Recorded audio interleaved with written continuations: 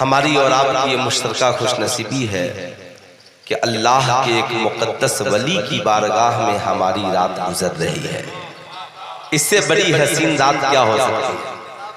अच्छा, कितने खुशनसीब हैं ये लोग जो अल्लाह के वली की बारगाह में बैठकर रात गुजार रहे हैं, और यहीं कितने कम नसीब हैं वो लोग जो झूले पर और मेले में और ठेला पे रातें गुजार रहे हैं।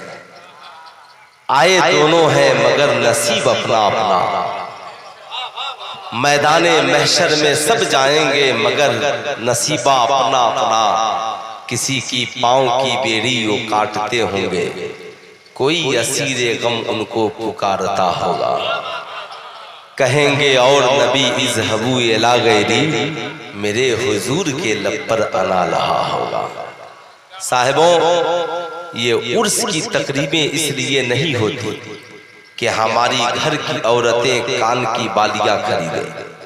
ये उर्स की तकरीबें इसलिए नहीं होती कि एक बॉयफ्रेंड की मुलाकात गर्लफ्रेंड से हो जाए।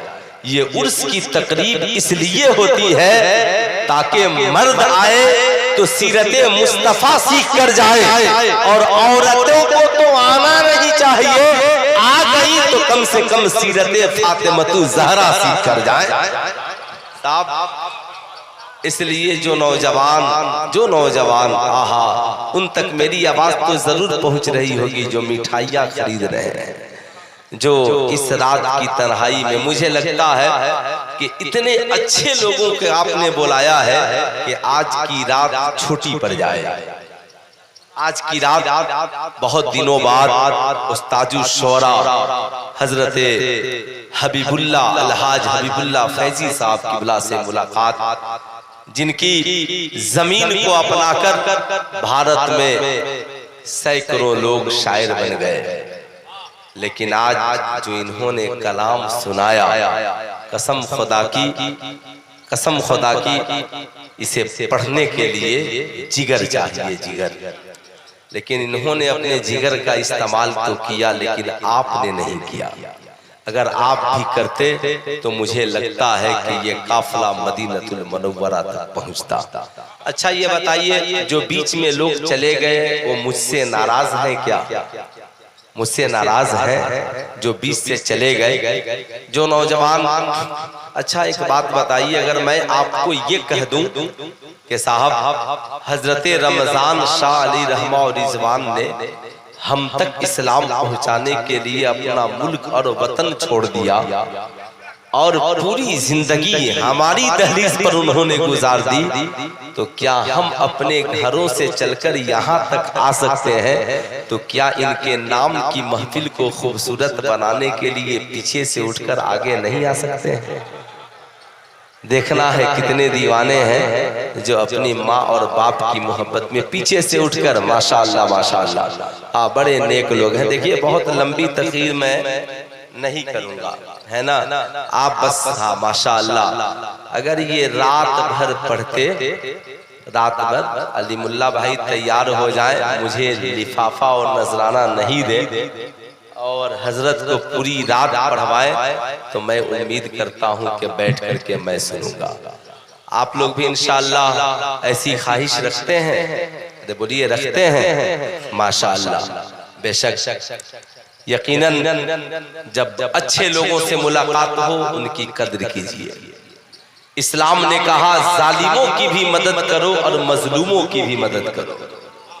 साहबा ने पूछा, या रसूल अल्लाह, मजलूम की मदद करना तो समझ में आ रहा है, मगर जालिमों की मदद कैसे करें? तो शायरी की दुनिया के इस वक्त के मजलूम ये लोग हैं जिनकी मदद हमारे लिए जरूरी है, और जो लोग जालिम हैं जब वो जाएं तो उनकी इस्लाह कीजिए कि पढ़ने का ढंग और सलीका सीखिए, पढ़ने का ढंग और सलीका सीखिए। हमारी जमात के लिए बहुत जरूरी है, हमें भी सीखना चाहिए, समझना चाहिए। इन बुझे चिरागों में रोशनी नहीं होती, इन बुझे चिरागों में रोशनी नहीं होती। अरे मुस्तफा नहीं होते तो जिंदगी नहीं होती। जो लोग समझ गए हैं जरा दोनों हाथों को उठाकर बोल दें सुभान अल्लाह। जो नहीं समझे हैं जल से घूमने वालों को समझा दीजिएगा। इन बुझे चरागों में रोशनी नहीं होती, मुस्तफा नहीं होते तो जिंदगी नहीं होती। खुद चराग बन के जलो वक्त के अंधेरों में, भीख के चरागों से रोशनी नहीं होती, भीख के चरागों से रोशनी नहीं होती। ये है पैगाम दिया मेरे आला हजरत ने, ये है पैगाम दिया मेरे आला हजरत ने, दीन के गद्दारों से दोस्ती नहीं। ये है पैगाम दिया मेरे आला हजरत ने, दीन के गद्दारों से दोस्ती नहीं होती। साहिबों, आज हमारे पास मस्जिदें भी मौजूद हैं, आज हमारे पास खानकाहें भी मौजूद हैं, आज हमारे पास मज़ार भी मौजूद है, आज हमारे पास फातिहा भी मौजूद है, आज हमारे पास कुरान भी मौजूद है। मगर आप जरा सीने पे हाथ रख करके सोचिए, क्या वजह है मुसलमानों की दुआएं कबूल नहीं हो रही हैं? क्या वजह है हमारे मुजाहिदीन इस्लाम को कामयाबी और कामरानी नहीं मिल रही है? क्या वजह है समाज में हम आज रुसवाई के शिकार होते हुए नजर आ रहे हैं? साहिबों, आज सोचना भी जरूरी है, आज जानना भी जरूरी है। समाज में जितना आज हम परेशान हैं, शायद कोई तबका परेशान हो, लेकिन आज मुसलमानों के हालात देखे। मस्जिदें एयर कंडीशन है मगर नमाजियों से खाली है। मस्जिदों में सारी चीजें मौजूद हैं। क्या आपको नहीं लगता कहीं ऐसा तो नहीं कि नबी की सीरत किताबों में सिमट कर रह गई? कहीं ऐसा तो नहीं आका की मोहब्बत शायरी में सिमट कर रह गई? कहीं ऐसा तो नहीं आला हजरत का पैगाम फतावा रज़विया शरीफ में सिमट कर रह गया? कहीं ऐसा तो नहीं मुजद्दिद अल-फसानी का पैगाम उनकी किताबों में सिमट के रह गया? कहीं ऐसा तो नहीं कि बुजुर्गों का फैजान अब बाजार के इर्द गिर्द रह गया? साहब, ये सारी चीजें हमसे रुसवा क्यों हो रही हैं? ये सारी चीजें हमसे रूठ क्यों रही है? कुरान है मगर कामयाबी नहीं है। आज हमारे पास पेशानी है मगर सजदों का शौक नहीं है। आज हमारे पास वालिदैन है मगर खिदमत का जज्बा नहीं है। आज हमारे पास दिल है मगर अल्लाह और उसके रसूल की मोहब्बत नहीं है। याद रखना साहिबो, अगर ये जिस्म है, अगर खाना अच्छा न लगे तो समझ ले कि जिस्म बीमार हो गया है। अगर नबी की बात और खुदा की इबादत और नबी की नात अच्छी न लगे, समझ ले तेरा दिल बीमार हो गया है, तेरा किरदार बीमार हो गया है, तेरा कैरेक्टर बीमार हो गया है। याद रखिएगा, जिस्म बीमार हो तो अस्पताल में इलाज कराने की जरूरत है। दिल बीमार हो जाए तो कुरान की तिलावत की जरूरत है, मौला की इबादत की जरूरत है। मर्द हो तो सीरत मुस्तफा अपनाने की जरूरत है, औरत हो तो सीरत फातिमा ज़हरा अपनाने की जरूरत है। साहब, आज आखिर इस दर्द दिल का इलाज क्या है? एक हम भी है, मुझे उम्मीद है जितने मुसलमान हैं कलमा सबको याद होगा। याद है कि नहीं है? जरा हाथ उठाइए, कितने मुसलमान हैं जिन्हें कलमा याद है? बचपन का जमाना था, मैंने शायर इस्लाम मरहूम फुरकान बिस्मिल का एक शेर सुना था। आज अचानक मैं अपने ऑफिस में बैठा था, मुझे वो शेर याद आ गया। मैं सोच रहा था क्या अशआर थे, जी तो लगता ही नहीं अब वादिये कश्मीर में। या इलाही लिख दे अब, या इलाही लिख दे तैबा का सफर तकदीर में। मैं बैठकर सोच रहा था अब की शायरी, अल्लाह अल्लाह। साहब, अब के शायरों का मिजाज, लेकिन जब हजरत से मुलाकात हुई तबीयत आप ईमानदारी से बताइएगा, आज का मुसलमान बेनमाजी है मगर कहता है कामयाबी क्यों नहीं मिलती। हम रोजा नहीं रखते मगर हम कहते हैं कामयाबी क्यों नहीं मिलती। हम मुसलमान हैं, डॉक्टर इंजीनियर प्रोफेसर है। गौर से मेरी बात सुनिएगा, आप ईमानदारी से बताइए मदरसे में कितने परसेंट बच्चे पढ़ते हैं? बताइए, मदरसे में कितने परसेंट बच्चे पढ़ते हैं? 1%, 2% का 1%, कितने परसेंट? जरा एक एक उंगली उठाकर बताइए, कितने परसेंट बच्चे पढ़ते हैं? 1%। और कॉलेज और स्कूल में कितने परसेंट बच्चे और बच्चियां पढ़ते हैं? 99%। आप ईमानदारी से बताइएगा। साहब, मदरसे से फारिग होने वाला, दाल रोटी खा कर आने वाला, गुरबती में जिंदगी गुजार कर आने वाला, मदरसे का फारिग एक आलिम अगर मस्जिद मस्जिद में है तो पूरे गांव को दीन सिखा रहा है। एक आलिम मकतब में है, पूरे गांव को दीन सिखला रहा है।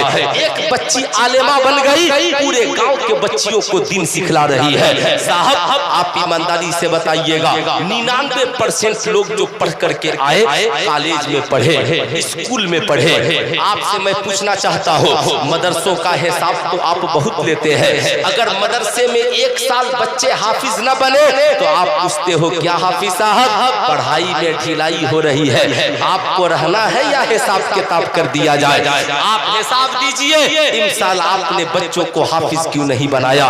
सुल्तान रजा आपसे पूछना चाहता है, 1% मदरसे का हिसाब आप पूछते हैं। मौलाना साहब आप लोग दीन के साथ साथ दुनिया भी पढ़ाइए, वरना मदरसे के बच्चे पीछे रह जाएंगे। मैं पूछना चाहता हूँ, 1% बच्चे मदरसे में पढ़ते हैं, मगर आप चाहते हैं वही बच्चे कुरान भी पढ़े, वही बच्चे हदीस भी पढ़े, वही बच्चे मैथ भी पढ़े, वही बच्चे इंग्लिश भी पढ़े, वही बच्चे साइंस भी पढ़े, वही बच्चे हदीस मुस्तफा भी पढ़े, वही बच्चे फिक़ह भी पढ़े। मैं भी कहता हूँ बेशक पढ़े, इसलिए कि मेरे नबी ने फरमाया मल्लम यारिफ अहला ज़मानहु फहुवा जाहिल। साहब के जो अपने जमाने वाले को न जाने वो जाहिल है। मैं मानता हूँ हम इंग्लिश भी पढ़े, हम मैथ भी पढ़े, लेकिन आपने कभी जाकर स्कूल में कहा कि हमने अपने बेटे को स्कूल में भेजा है, हमने अपनी बेटी को स्कूल में भेजा है, हमने अपनी बेटी को कॉलेज में भेजा है, सिर्फ बच्चे को मैट्रिक कराने के लिए ही नहीं, बल्कि समाज का एक अच्छा इंसान बनाने के लिए। हमने अपनी बेटी को सिर्फ इंटर कराने के लिए ही नहीं, समाज में एक अच्छा इंसान बनाने के लिए। ये बताओ, क्या तेरी बेटी स्कूल जाने से पहले शराब पीती थी? क्या तेरा बेटा स्कूल में जाने से पहले सिगरेट पीता था? क्या तेरा बेटा कॉलेज में जाने से पहले चरस, अफीम और गांजा पीता था? क्या तेरी बेटी कॉलेज जाने से पहले फेसबुक और व्हाट्सएप पे किसी के साथ चैटिंग करती थी? ईमानदारी से बताइए, क्या हमने अपने बेटों को कॉलेजों में इसीलिए भेजा है कि मेरी औलादें आवारा हो जाए? क्या हमने बेटियों को कॉलेजों में इसीलिए भेजा है हमारी बेटियां आवारा हो जाए? ईमानदारी से बताओ मुसलमानों, चाहे हिंदू हो या मुसलमान, तुमने भारत के कॉलेजों का कितना हिसाब लिया? तुमने भारत के स्कूलों का कितना हिसाब लिया?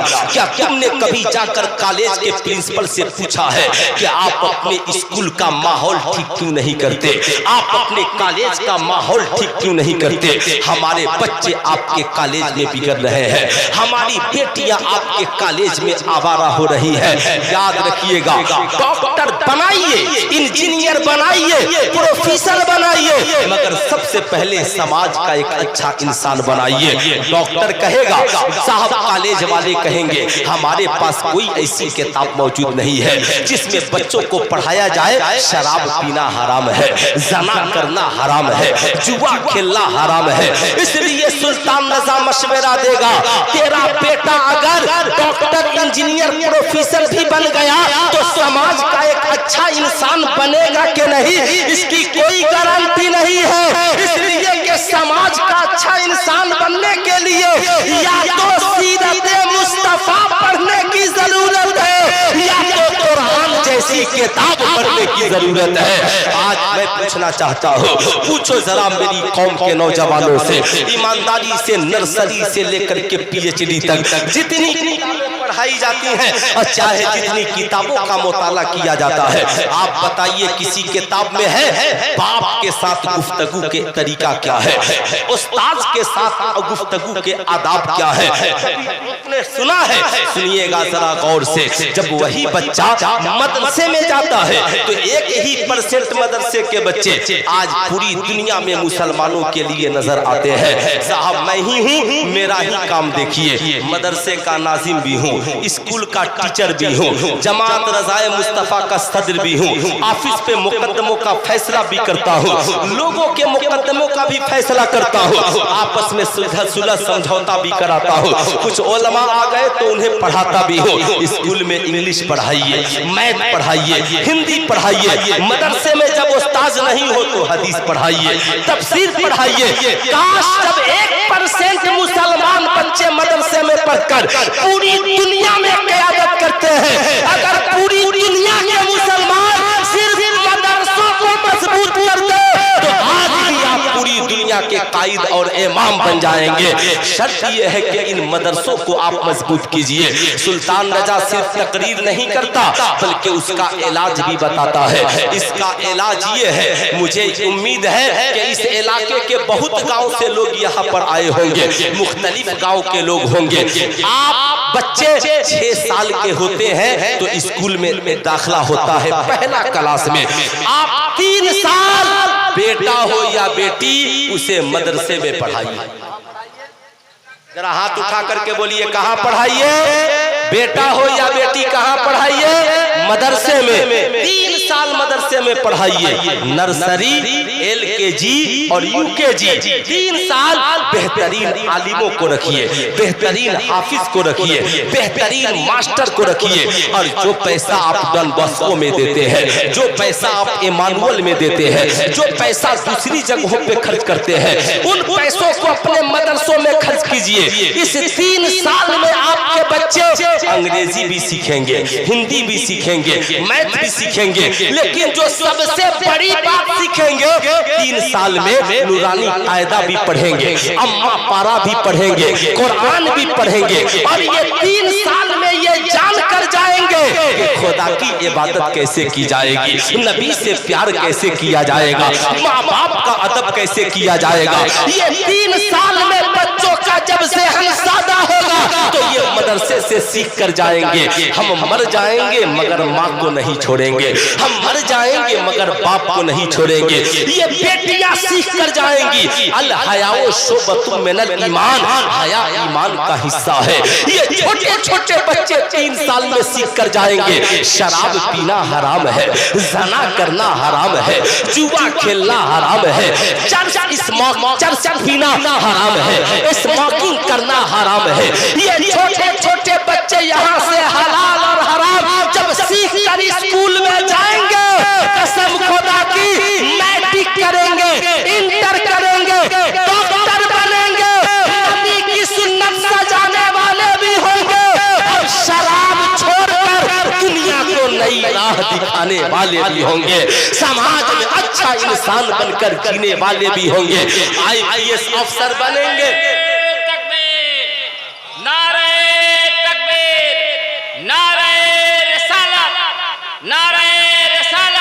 हज़रत अल्लामा मौलाना जनाब मुफ्ती सुल्तान रजा साहब किबला, नारे तकबीर। जब आपकी बेटी 3 साल में वो सीख कर जाएगी, हमें कॉलेज में किसी सी आंखें नहीं लड़ानी है, हमें माँ बाप की इज्जत की हिफाजत करनी है। आपका बेटा डॉक्टर बनेगा, MR के नाम पे पैसा नहीं लूटेगा। वो लड़का IAS अफसर बनेगा, रिश्वत लेकर अपनी आकिबत खराब नहीं करेगा। वो लड़के कॉलेज के एक से एक महान विद्वान बनेंगे, मगर शादियों में जहेज के नाम पे अपने आप को बेचने वाले नहीं बनेंगे। कसम खुदा की, इसलिए 3 साल हर मुसलमान ये वादा कर ले कि बेटा हो या बेटी, मगर जिंदगी की इब्तदाई 3 साल हमें उसे कहाँ पढ़ाना है? अरे जरा हाथ उठाकर बोलिए ना, कहाँ पढ़ाना है? जरा जोर से बोलिए, कहाँ पढ़ाना है? मदरसे में। भूले से आप शुरू में स्कूल में लेकर मत जाइए, वरना याद रखते हैं ना क्या बन जाएगा। समझ रहे हैं? इसलिए साहब इससे बचाइए, उनके ज़हन को बदलिए, उनके संस्कार को बदलिए, उनके किरदार को बदलिए। आज कभी जिंदगी में आपने सोचा साहबे कराम है, अल्लाह अल्लाह, मैं एक मैदानी साहबे कराम है, मैदानी जंग में निकले हैं, कई मैदान को फतह कर चुके, एक ऐसे मकाम पर पहुंचे किला का मुहासरा किए हुए हफ्तों गुजर गए। साहब तादाद भी मुस्लिम मुजाहिदीन की ज्यादा है, मगर कामयाबी नहीं मिल रही है। साहबा आपस में बैठते हैं और बैठकर बाबू है खैरियत, जरा वो लोग जो जा रहे हैं जरा मेरी तरफ भी दिखलाइए, खैरियत से है आप लोग? माशाअल्लाह, अच्छा जा रहे हैं, वक्त हो गया है जाने का। माशाअल्लाह, बहुत अच्छे लोग हैं, टाइम देख कर आते हैं, टाइम देख करके जाते हैं। ऐसे भी जाने वालों को कौन रोकता है? मगर मैंने सोचा था 2 पैगाम आपको देकर जाऊंगा। एक पैगाम तो दे दिया, एक पैगाम अभी सुनिए, जरा गौर से सुनिएगा। जितने लोग सुनना चाहते हैं जरा हाथों को उठाकर बोल दें या रसूल अल्लाह, और जरा प्यार से बोलते हैं या हबीब अल्लाह। और से सुनिएगा, सहाबे कराम है नमाज भी पढ़ते थे, सहाबे कराम है कुरान की तिलावत भी करते थे, राहे खुदा में निकले थे, एक एक लम्हा इबादत में गुजार रहे थे। हजरत अमर इब्ने आस चीफ कमांडर ऑफ इस्लाम है, खलीफतुल मुस्लिमीन हजरत उमर इब्ने खत्ताब को खत लिखते हैं, या अमीरुल मोमिनीन हमें बताया जाए, एक हफ्ते से हम मुहासरा किए हुए हैं मगर जंग में जीत नहीं हो रही है, आखिर इसकी वजह क्या हो सकती है। कासिद खत लिख कर लेकर गया है, उमर इब्ने खत्ताब का जवाब आता है, ऐ मुजाहिदीन इस्लाम आपस में बैठकर सोचो कहीं नबी की कोई सुन्नत तो नहीं छूट रही है। क्या कहा? नबी की कोई सुन्नत, गौर से सुनिएगा, नबी की कोई सुन्नत। तो आज का मुसलमान का हाल ये है, नमाज भी नहीं पढ़ता, मुसीबत आती है तो कहता है मौलाना साहब न जाने हम कौन सी गलती किए हैं कि इतनी बड़ी सजा मिल रही। अब एक साहब ने मुझसे कहा कि हम कौन सी गलती किए हैं कि इतनी बड़ी सजा मिल रही है। मैंने कहा गिनवाऊंगा तो शर्मिंदा हो जाइए, इसलिए रात में बैठकर खुद गिन लीजिए। समझ रहे हैं मेरी बात? सुन्नत की बात हो रही है, फर्ज की नहीं, इसलिए कि उमर जानते थे कि कोई सहाबी फर्ज छोड़ दे ये हो ही नहीं सकता। उमर जानते थे कि कोई सहाबी फर्ज छोड़ दे, आज हम नमाजें छोड़, आज हमारी नमाजें छूट चुकी है, आज हमारा रोजा छूट चुका है, आज हमारी बेटियां नमाजें नहीं पढ़ती, आज हमारे बच्चे नमाजें नहीं पढ़ते, आज हमारी बीवियां नमाजें नहीं पढ़ती, आज हमें अल्लाह ने किस चीज की कमी दी है। मगर सहाबा के गुरबती का आलम ये था कि एक सहाबी रसूल है, आका के पीछे 5 वक्त की नमाज पढ़ते थे, 4 वक्त में आका के पीछे नमाज के बाद दुआ मांगते थे, मगर फज्र की नमाज में सलाम फिरकर घर को चले जाते थे। सहाबा आका की बारगाह में शिकायत करते हैं, आका जी फला सहाबी है फज्र की नमाज के बाद दुआ में शामिल नहीं होते, आका जी घर को चले जाते हैं। इतना सुनना था, आका ने कहा ठीक है आज पूछा जाएगा। आज जू ही आका सलाम फेरते हैं, सहाबी रसूल खड़े हुए, आका ने कहा ठहर जाओ, ये बताओ क्यों फज्र की नमाज में बगैर दुआ मांगे चले जाते हो। आंखों में आंसुओं के कतरात आ गए, रोने लगे, आका का दिल भर गया। आका ने कहा मेरे सहाबी मैं जानता हूँ मगर तेरे साथी जानना चाहते हैं, आज बता दे वजह क्या है। सहाबी रसूल रोने लगे, आकाए करीम के आंखों में आंसू आ गए, इसलिए कि मेरे इमाम ने कहा हम गरीबों के आका पे बेहद दुरूद, हम फकीरों की सरबत पे लाखों सलाम। अल्लाह अल्लाह, आका के आंखों में आंसू। कहा मेरे सहाबी क्या हुआ? कहा आका जी मेरे घर में एक ही कपड़ा है, आका आज मेरी गुरबती वाज़े हो गई, आज मेरी गुरबती को सारे सहाबा ने जान लिया। आका अल्लाह जिस हाल में रखे आप ही ने कहा है हमें राजी रहना है, उस मौला की मर्जी कपड़ा दे, उस मौला की मर्जी नहीं दे, उस मौला की मर्जी रोजी दे, उस मौला की मर्जी नहीं दे, वो मौला इज्जत दे, वो मौला जिल्लत दे। या रसूल अल्लाह मेरे घर में एक ही कपड़ा है, मैं उसे पहनकर मस्जिद में नमाज पढ़ने आता हूँ और फिर जब मैं घर जाता हूँ उस कपड़े को खोलता हूँ, मेरी बीवी उसी कपड़े को पहनकर नमाज पढ़ती है। आका जी 4 वक्त की नमाजों के बाद वक्त लंबा रहता है, इसलिए मैं दुआ मांग कर जाता हूँ, मगर आका फज्र की नमाज के बाद वक्त नहीं बचता। मेरी बीवी इंतजार में बैठी है, मेरा शौहर आएगा फिर वह कपड़ा देगा, मैं उसे पहनकर खुदा की बारगाह में सजदा करूंगी। या रसूल अल्लाह बस इस वजह से मैं दौड़ कर घर जाता हूँ कि कहीं मेरी बीवी की नमाज कज़ा न हो जाए। सुल्तान रज़ा तुमसे पूछना चाहता है, मेरी कौम के शहजादों उनके घर में एक ही कपड़ा था, इतनी गुरबती थी मगर कभी सजदा नहीं छोड़ा, कभी इबादतें नहीं छोड़ी, कभी रब की बारगाह में शिकवा नहीं किया। मगर बताओ इस्लाम की बेटियों, बताओ इस्लाम के शहजादों, तेरे पास गर्मी के लिए अलग कपड़े, ठंडी के लिए अलग कपड़े, मेहमानी के लिए अलग कपड़े, मार्केट के लिए अलग कपड़े, स्कूल कॉलेज के लिए अलग कपड़े, इतनी नियमतें तेरे पास, फिर भी तेरी पेशानी सजदे में झुकने को तैयार नहीं है, फिर भी तू खुदा की बारगाह में सर पर सुजूद होने को तैयार नहीं है। इसलिए रात की तन्हाई में बैठने वालों, सुल्तान रज़ा तुझसे कहेगा, जब जिंदगी में कामयाबी न मिले ना तो घर में बैठकर सोचना हमने नमाजें क्यों छोड़ दी है, मेरी बीवी नमाज क्यों नहीं पढ़ती है, मेरे बच्चे नमाज क्यों नहीं पढ़ते हैं। कसम खुदा की, हर बीमारी का एक इलाज है और उस इलाज का नाम है नमाज। क्या नाम है? जरा हाथ उठाकर बोल दीजिए, क्या नाम है? क्या नाम है? नमाज। जिंदगी में मुसीबत आए नमाज पढ़िए। हजरत उमर इब्ने खत्ताब है, हम तो फर्ज छोड़ देते हैं, कहते हैं सहाबा कोई सुन्नत तो नहीं छूटी है। अमर इब्ने आस कहते हैं बेशक अमीरुल मोमिनीन ने सच कहा है, हमें बैठकर हिसाब करना होगा। साहब मुजाहिदीन इस्लाम को अमर इब्ने आस जमा करते हैं और कहते हैं बताओ वो कौन सी सुन्नत है जो तुमसे और मुझसे छूट रही? क्या कहा?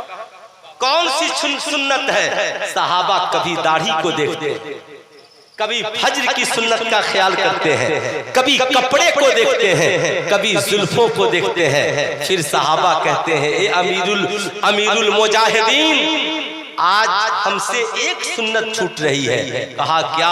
कहा ज्यादा बिजी होने की वजह से, मसरूफ होने की वजह से हमने मिसवाक करना कम कर दिया। क्या कहा?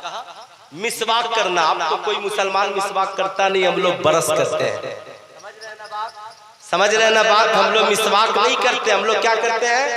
10 बार दांत का ऑपरेशन कराएंगे, मगर करते क्या है? बरस। मिसवाक नहीं करते। जब सहाबा ने सुना कि हम मिसवाक छोड़ रहे हैं तो हज़रत इब्ने आस ने हुक्म दिया, आज शाम को मिसवाक का इंतजाम करो, कल सुबह को उठकर पहला काम करना है नदी किनारे मिसवाक करेंगे। अल्लाह अल्लाह, सहाबा पूरी रात इबादत में मशगूल रहे।